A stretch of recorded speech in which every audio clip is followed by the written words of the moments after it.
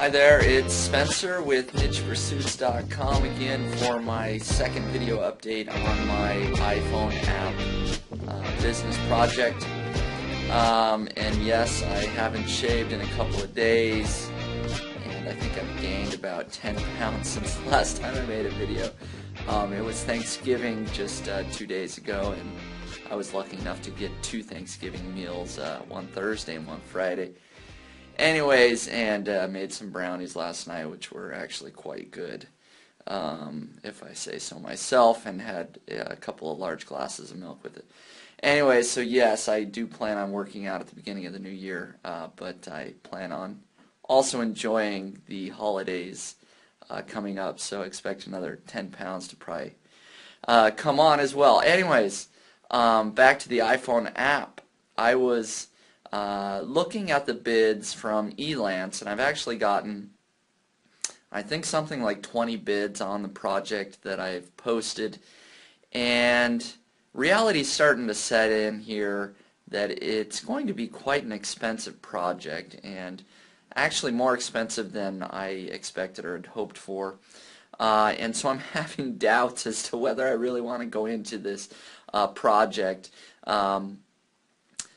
For example, I think the lowest bid that I got was $2,200, which, you know, I could live with if that was maybe the average. But really, the average bid is closer to $4,000, and the higher end bids are, you know, $5,000 to $6,000. I'm not sure. The highest was maybe around $6,500. Okay, I actually got interrupted by a quick phone call there. I was talking about the different bids on Elance were really a bit higher than I was hoping for. And the reality is that the average being, you know, around $4,000 or $4,000 or $5,000. I know that I really should go at the higher end to hire a better programmer. Most qualified is usually better, and they're usually a little bit more expensive. And the reality is that I know with any sort of application or software project, the initial bid can sometimes only be half of what it actually ends up costing. You know, after either there's add-ons or, you know, different ideas or fixes or, you know, marketing. So really, I'm talking close to $10,000 just to get this iPhone app out the door, and quite honestly, that's more than I was hoping to spend.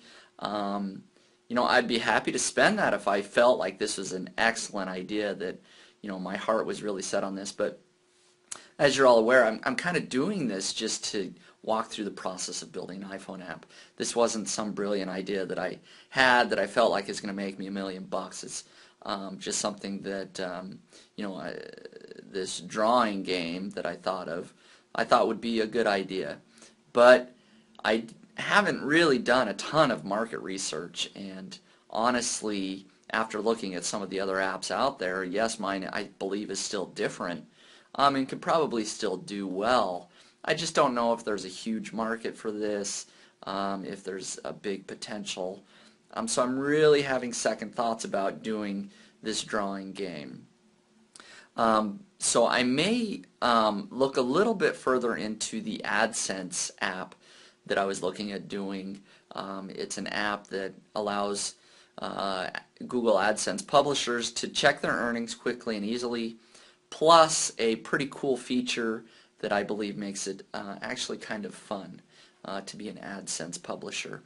And so I won't go into those details, but I'm going to look and see if that one is more feasible, because A, I believe it's something that I would want, and I already have connections with lots of you guys that are AdSense publishers that would probably be interested in this type of app, and B, I think it would be a little bit cheaper to actually produce, because it's hopefully a little bit simpler, but then again, who knows.